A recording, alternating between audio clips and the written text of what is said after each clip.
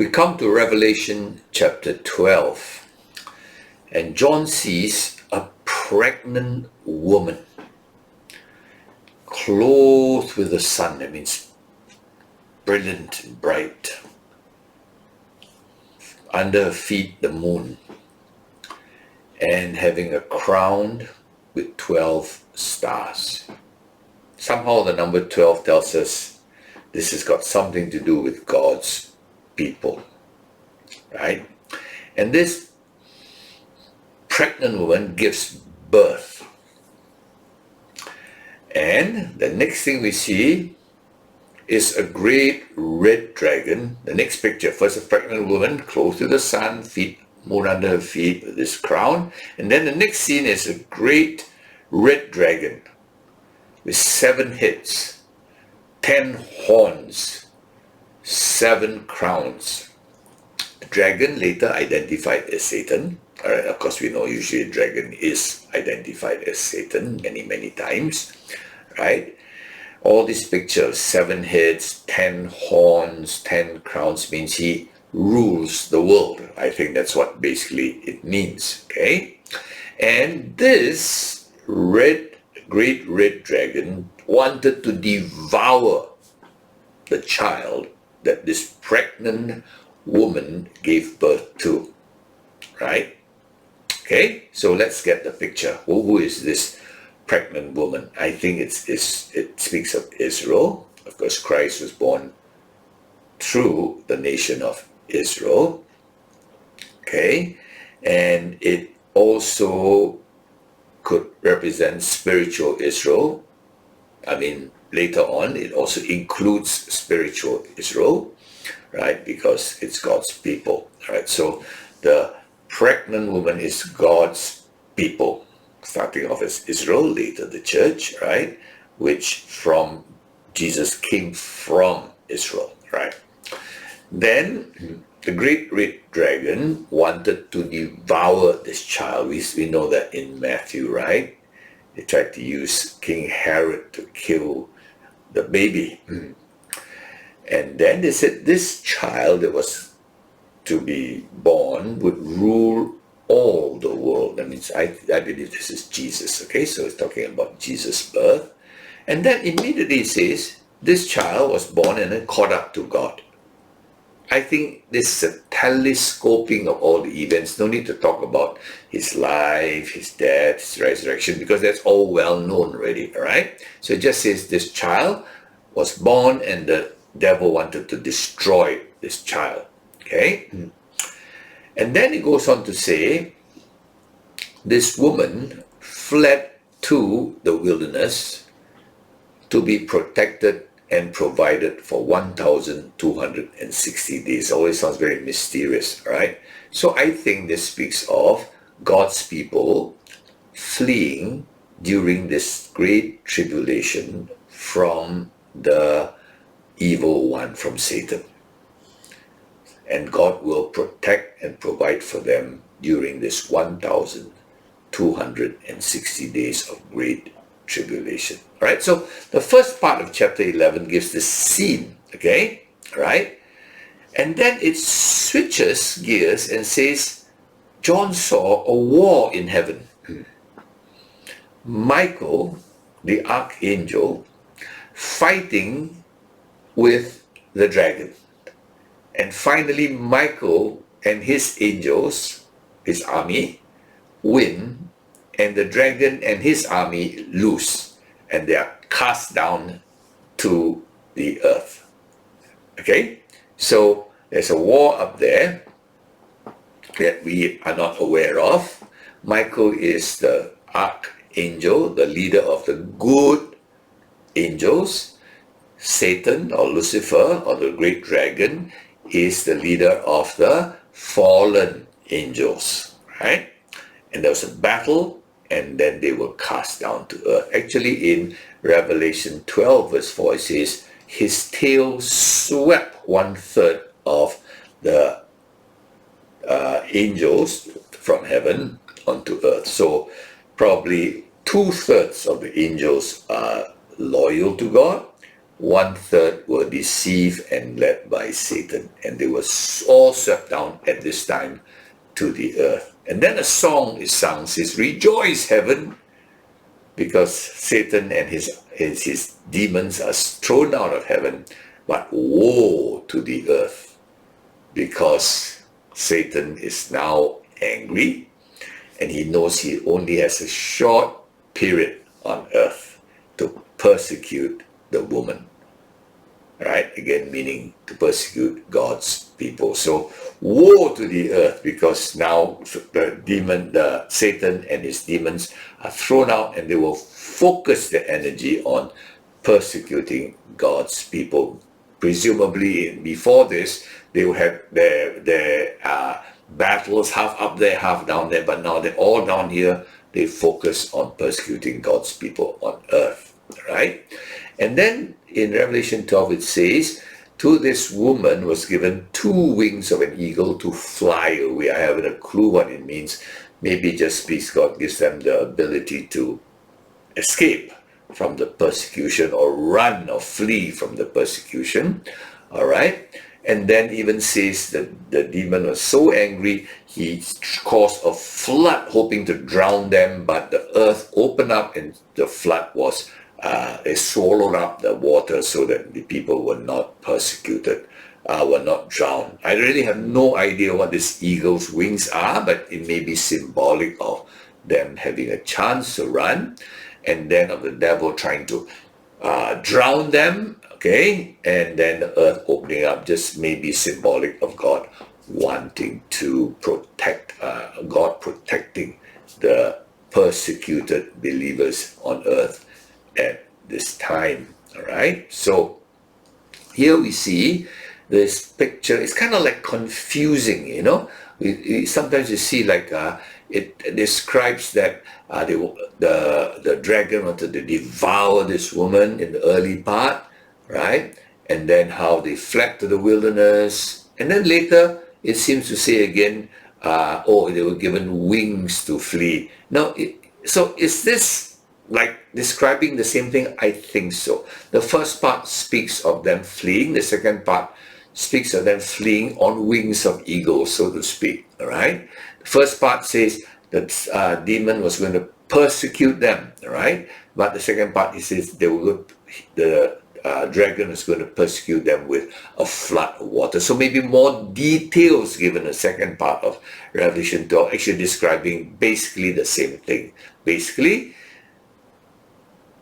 the devil wants to persecute God's people. That's basically what this chapter is about. All right. So in other words, God's people must be prepared for great persecution. That's basically, I believe, what this whole book of Revelation is about, that God's people will have to be ready for persecution. But yet in the midst of persecution, always remember there's a hope. Ultimately, the victory is on our side, right? And even in a time of persecution, God has not lost control. God is also protecting and providing for us. Okay, so I think that's what basically Revelation chapter 12, the details, what is this wing, what is this flood, we can speculate forever and ever. We probably won't get the answer until one day in hindsight, when that is already done, and we say, that's exactly, oh no wonder, how come we couldn't figure it out? All right, so right now it's just good enough to know that we will go, God's people will be allowed to go through persecution. The devil will be with his angels, one to persecute God's people, and the intensity of the persecution will get more one day when the devil and his demons are thrown out of heaven. Okay, so that, I believe, is the message of Revelation chapter 12. We come to Revelation chapter 13. In the previous chapter, we saw the cosmic battle between Archangel Michael and Satan is thrown to earth with his army of fallen angels. In Revelation 13, we see the scene on earth. Earlier we saw the scene in heaven, chapter 12, now the scene on earth. And in chapter 13, you will see two characters. One called the beast, or shall we say the first beast. Then the second character, we can call him the second beast, right? So these two characters. Who is the first beast? The first beast is what we call the Antichrist. Okay? Second beast is what we will call the false prophet. Okay? And now let's go into look at the first beast. The Bible tells us in Revelation 13, this first beast had 7 heads, 10 horns, and 10 crowns. Sound almost like what the red dragon, the great dragon had in Revelation 12, right? If you look at Revelation chapter 12, verse 3, almost the same, right? Except this Antichrist has got more crowns than Satan. So in other words, Satan handed him his power. Okay? Now who is this Antichrist with 7 heads, 10 horns, and 10 crowns? Right? What are these 7 heads, 10 horns, 10 crowns? It looks like there's different kinds of power. Every horn signifies power. Crown, a king, right? 7 heads sounds like a federation of maybe political leaders, kings, presidents. And then one of them becomes the boss. Okay? So he is the one that is head over this political alliance, so to speak, right? Then it says he had the mouth of a lion, the claws of a bear, and like a leopard. Now what does it mean? Lion's mouth, very ferocious. Claw of a bear, rips you up, right? Sharp claws, okay? Leopard, speed. So in other words, he's very, very powerful. He's like the most powerful of all, okay?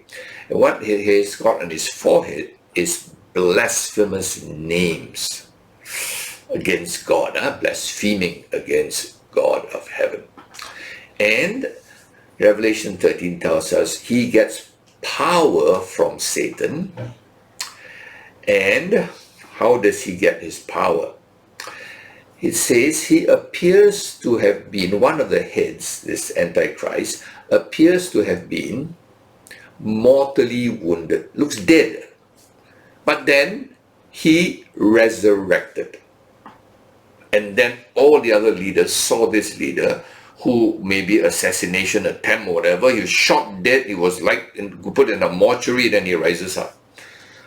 Whoa! Everybody then respects him, and then he's made the chief. I hope you get the picture here. Likely seen, okay? So it's all a political alliance. All these kings of the world are controlling the world through their, their alliances, treaties or whatever.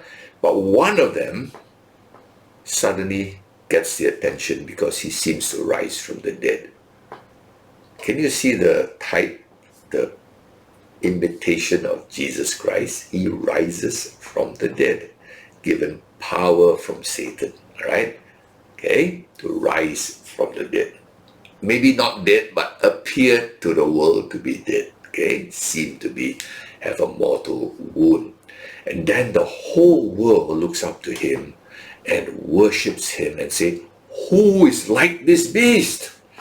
Okay, so he got the attention of the world, he's got the world, and then he blasphemes God, but God only allows it for 42 months. He's allowed to say anything he likes, say anything against God he likes for 42 months. Okay?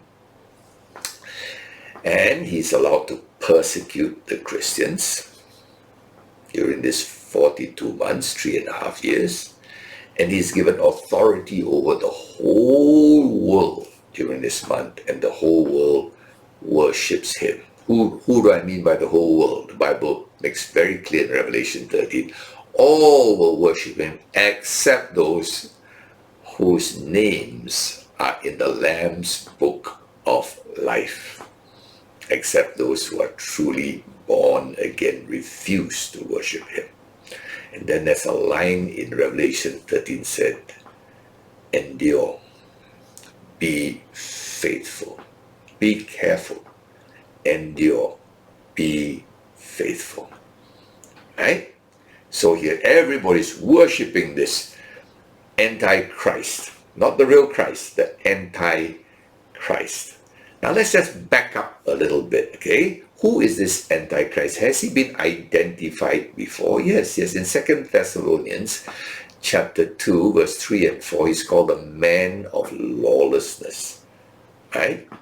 In 2 John, we'll read in 1 John in chapter 2 and verse 18, he is called the Antichrist. Okay, here he's called the beast. Right? Now, do you remember when Jesus was being tempted by Satan in Matthew chapter 4, verses 1 to 11? Satan said, you go up to the pinnacle of the temple, you jump down, you won't die, and then all the world will worship you. Okay? You appear to be mortally wounded, but not, then the world will worship you. Satan was tempting Jesus to have political power over the world so that Satan could use Jesus, right? Satan's goal is always to rule, to be like God, right?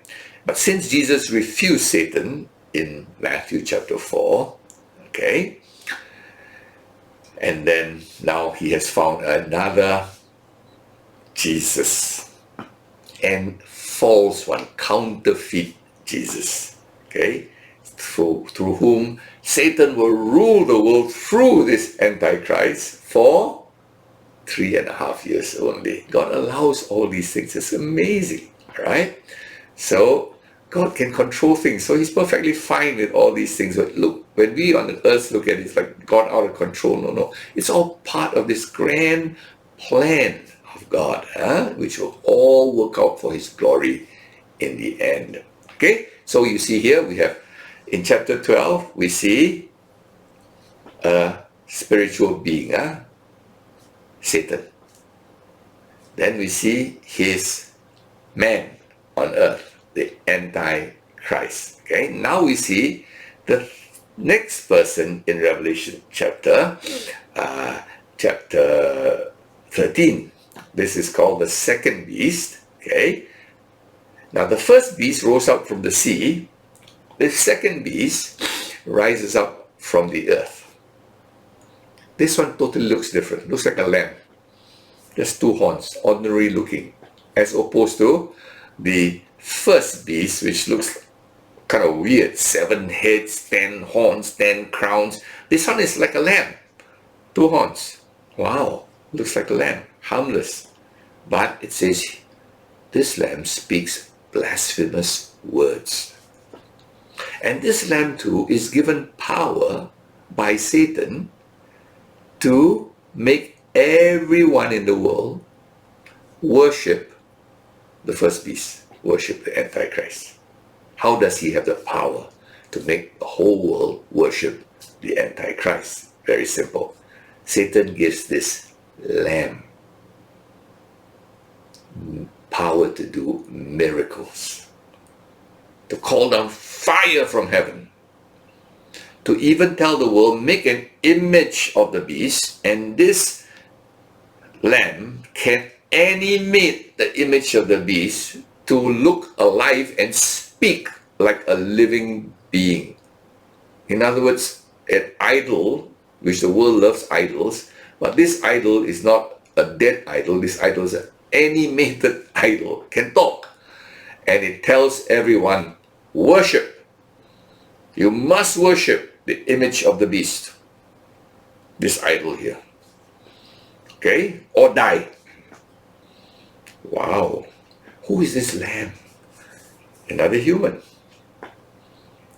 a religious figure, looking very harmless, but speaking words blasphemous. Blasphemous means against God.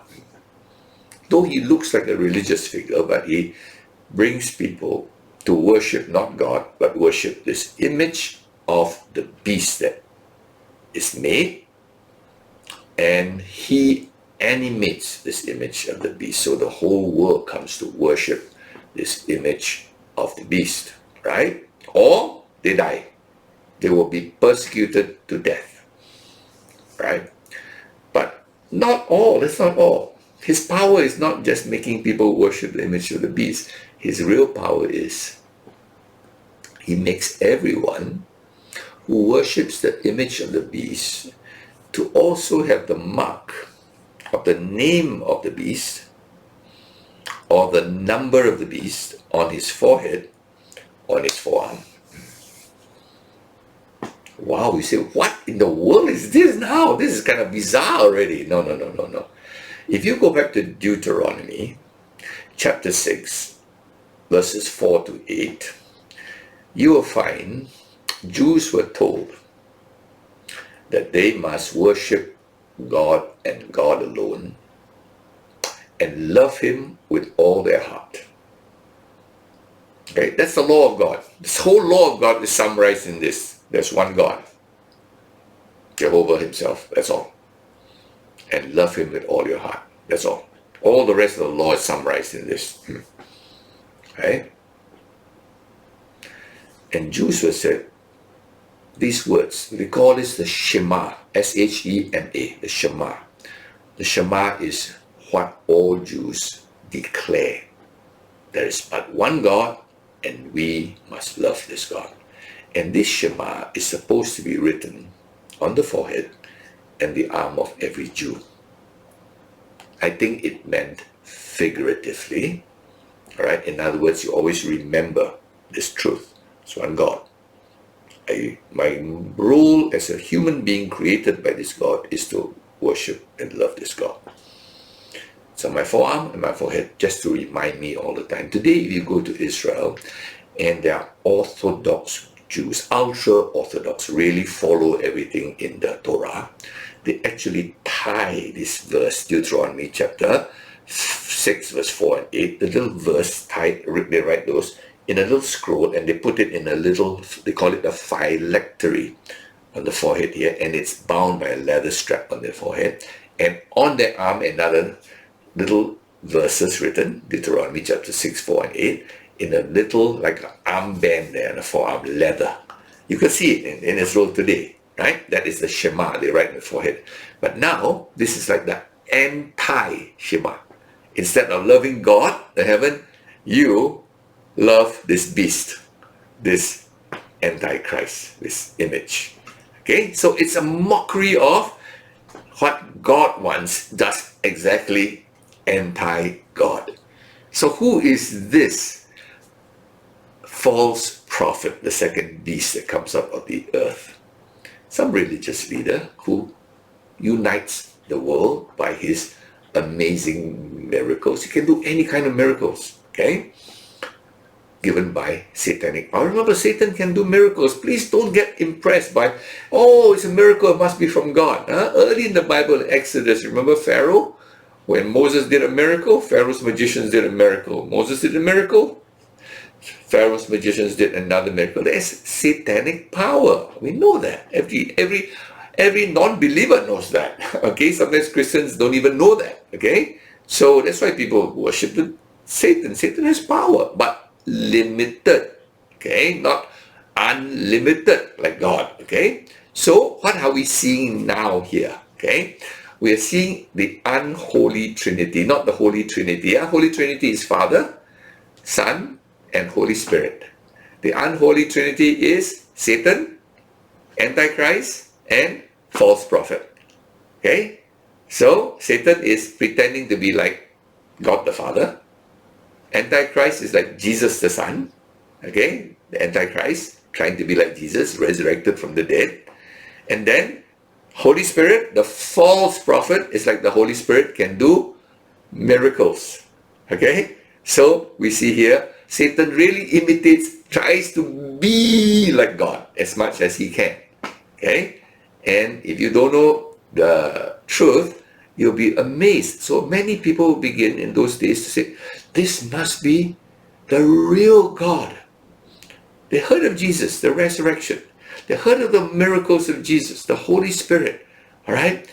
And they heard of millions worshiping Christ. And now they worship this false Christ, imitation Christ, anti-Christ, counterfeit Christ. Right? So that is what this chapter is all about. Okay? So you see here, not a new thing, but this is just filling up. You know, the 7 seals, 7 trumpets, 7 bowls. All right? Start off with the generalization, then greater detail. How did such a huge army come about? How did the whole world go against, go into war and bloodshed and so much bloodshed? The details are coming out here, being fleshed out. How did an army of 200 million come about? Who leads an army of 200 million? Who can command this kind of, well, here we have it. All right, the Antichrist. He's got everyone under him. Okay, he's controlled the whole world because he's resurrected from the dead. Right, and the whole world worships him because the false prophet makes everybody worship him. Right, and do you see the power of the false prophet? It's not in worship. It's in this mark of the beast. And it says here in Revelation 13, nobody can buy or sell without the mark of the beast. In other words, if you don't worship the beast, you don't give allegiance to the Antichrist, right? Then you don't get a number. And you cannot buy or sell. Now, in the past, people had no clue what all that meant. What the world? You cannot buy and sell. You buy, just go and buy. But money is buy. You know, we're moving into a cashless society where you have no more name. You're just a number, a bank account. And in many countries, already beginning very much, like in China, hardly ever anyone uses cash. When I was in China, I tried to use cash. People look at me like, where in the world did you come from? Why using cash? Everybody's tap, tap, tap, QRS code. Nobody, even beggars don't take cash. They have a QRS code on the beggar's bowl. I'm serious. And you just take a mark of it and then you donate whatever you want to this poor guy there, all right? So the power of this Antichrist is not in anything else but that is in economic power. You can't buy, you can't sell unless you worship the beast, then you get a number. All right? So I hope you are seeing the things panning out. Now, what does 666 mean? It says the number of this beast is, I don't know. Everyone speculates something different. Does it really matter? Does it really matter who it is? Are we in the curiosity business? All right? You sell curios or you want truth? Truth is, when you know there's an Antichrist, there's a false prophet, stand strong, endure, be faithful to one that marked there, right?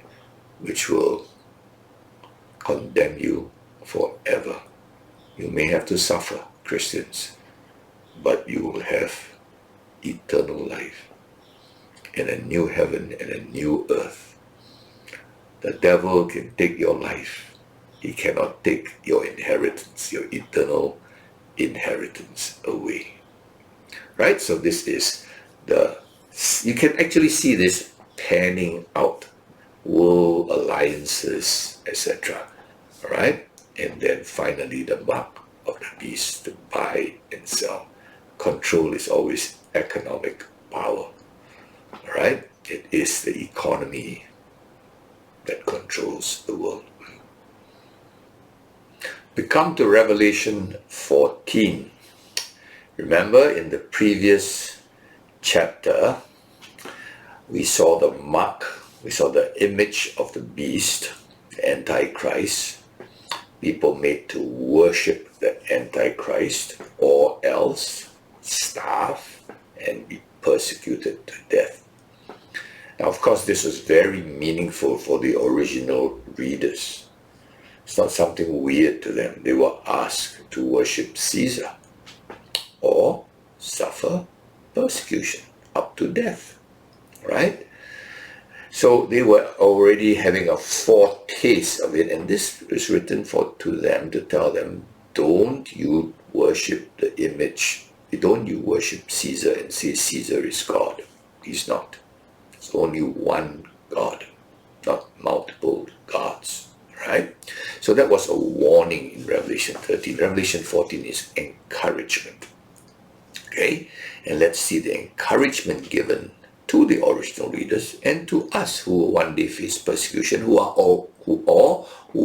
already facing persecution. Okay, so Revelation 14 begins with a very contrasting scene to Revelation 13. Revelation 13 are people bowing down to the image of the beast so that they could get a number of the name of the beast or the number of the beast on their forehead and their arm. In Revelation 14, we see a different picture. We see the Lamb standing on Mount Zion with 144,000 of his people who have the name of God on their forehead. The Shema again. Back to the Shema. There is but one God. Worship him. Right? And it says, who are these 144,000? I really don't know. Obviously, it's not the same 144,000 that were the Jews, right? That we saw 12,000 from each tribe. These are not Jews, okay? That looks like a different group of people, but these are the redeemed. So number 12 times 12, right? It's 144,000 is the biggest number. It just could be a symbol of gathering of all of God's people, right? 12 is God's people, 1,000 is the biggest number. Then we see here they were singing a new song which no one else could sing except them. I don't know what this song is, but I think when you stand there with the Lamb on Mount Zion and see the end of this wicked world and the beginning of the new, you will sing a new song in a new way like never before. I always lament at singing in church. It never really sounds right to me. So-called worship of God is so lame. So-called praise of God is so lame, all right? Somehow, even we jive it up with the biggest orchestra, the best song leader, somehow it's not quite right. But then one day we'll really sing as if we are really worshipping this awesome God and the awesome things he's done for us like never before. Maybe that's a new song, I don't know. And it says these 144,000 are not defiled with women. What the world does that mean? I mean, these are people who don't get married? No. I believe symbolically, idolatry was always termed as adultery, spiritual adultery in the Bible. We belong to God, just like a woman belongs to her husband, but knowing she belongs to her husband, she runs off with another guy, right? That is adultery. Spiritual adultery, we all know, every human, whether you have read the Bible and read the Bible, you know there's a creator God, right? Because in Romans it tells us, from the creation of the world, all right, God is clearly seen. Now, anybody doesn't know that even an ant is an amazing created being, has never looked at an ant before. Any virus, if you look, you know how amazing it is. Anything that God creates is awesome. You know there's a creator, yet you decide to choose not to worship the creator, the one who made you, but you worship a little idol because you prefer the idol. Because if you acknowledge you are created, then you have to be obedient to your creator. If you acknowledge you have a husband, then you have to be loyal to your husband, right? So this is adultery. So he said they have not defiled themselves. Women doesn't mean they are celibate. I don't think that means that spiritually. They've always worshipped God, not idols, right? And in their mouth, it says, this 144,000 is no lies, no blasphemy. The biggest lie is there's no God. That's the biggest lie in the world. Right? Anybody who says there's no God is a liar. No creator God, that's a liar. Can things make themselves? Any scientist ask him, can an atom make itself? Right? Obviously not. Somebody had to make the atom. Right? Somebody we call God, because only God doesn't need to be created. Everything else has to be created. Nothing can create itself except something called God. Right? So, no lies, no, never defile themselves with women. So, this contrasting picture as opposed to the other group bowing to this one. Say, this is God, this statue, that can talk is God. My goodness. 3D animation can do that, what's so big deal about that? Okay, so then the next part of Revelation 14 is a scene of 3 angels coming out and proclaiming some messages. Angel number 1 comes out and proclaims the eternal gospel. Fear God, worship him who made the universe. That's the eternal gospel, right? That's all. So simple. People who say, my father died, my mother died, didn't know there's a God. I say, your father and mother know there is a God, never acknowledge, that's all right? Fear God, worship him who made the universe, period. God, there's one God made the universe, right? What is this angel flying through the sky and declaring this eternal gospel? This is the last chance for all the world to hear the gospel. I cannot just believe the patience of God. He's tried everything. The 2 witnesses, 3.5 years, people still refuse to worship God. He finally sends an angel to fly through the world, declare the gospel, so that no one can say, I didn't hear. Okay? The last chance to hear the gospel from a merciful, patient God. All right. Second angel declares, Babylon is fallen. Right? Babylon is fallen. What is Babylon? Where is Babylon? It's already fallen long ago. It doesn't even exist somewhere in Iraq, It's just desert now. Ruins can hardly be seen at all. Babylon, from Genesis 11, represents, like the Tower of Babel, that's where the name first came from, represents humanity's rebellion against God. Man, just keep denying there's a God, all right? Babylon is the symbol of man's denial that there is a God, a creator God. Worship him. Right? That Babylon's over. It's over already. Nobody now will ever say that again, that there is no God. Man makes himself. We are self-made men. We build monuments. We build empires. We. It's no more already. It's God. God does everything. We are just little channels through which God works. Babylon is said, all right, has made people drunk with sexual immorality. Again, what I think is idolatry, right? People who know there's a God, and yet Babylon, this humanistic rebellion against God, says, there is no God. No such thing as God. It's evolution. It's us. We made ourselves. We evolved over time, right? That is sexual immorality, because deep in the heart of every man, he knows there's a God, but he runs off to other gods, refuses to be loyal to his creator God, refuses to be loyal to his husband, her husband, right? So, and then the third angel goes and says, declares, if anyone worships the beast, he will be tormented with fire. Anyone has the mark of the beast on him will be tormented with fire forever and ever. Wow. Right? Warning again, warning to the original readers, warning to all of us. We may have to suffer, but it's worth it all. All right? God allows us to suffer. In fact, God allows some to suffer as heroes of the faith. Martyrdom is not bad luck. Martyrdom is a mark of honor in the eyes of God. Honor forever and ever.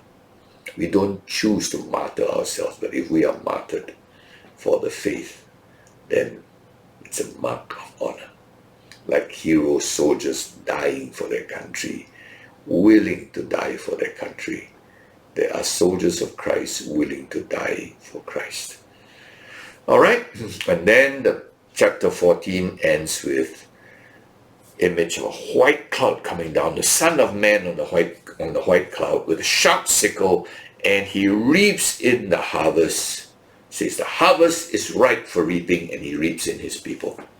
Picture of God gathering, final gathering of his people. And then another angel comes out from heaven with a sharp sickle. This time not the Son of God, the Son of Man, not Christ. Another angel comes down, and with a sharp sickle to gather the clusters of grapes that are ripe for the winepress of the wrath of God. You know, if you've seen how wine is pressed, it's squashed, the red juice comes out.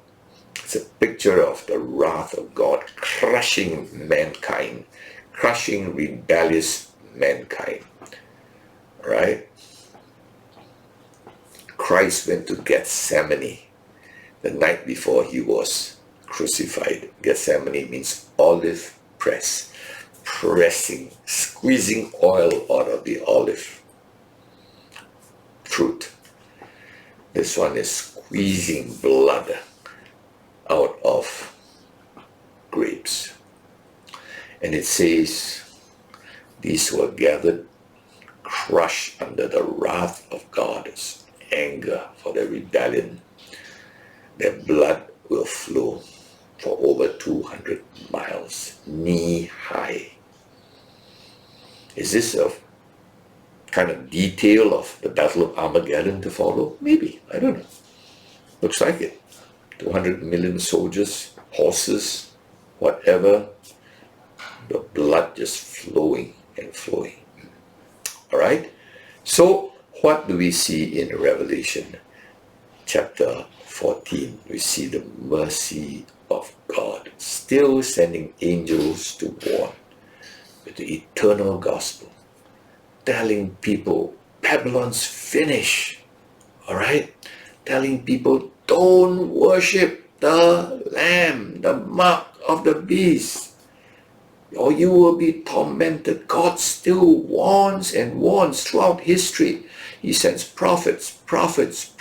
Even when people are resistant, he's still, just like your mother who loves you, just keeps telling you the truth, right? Never quits. Love endures, all right?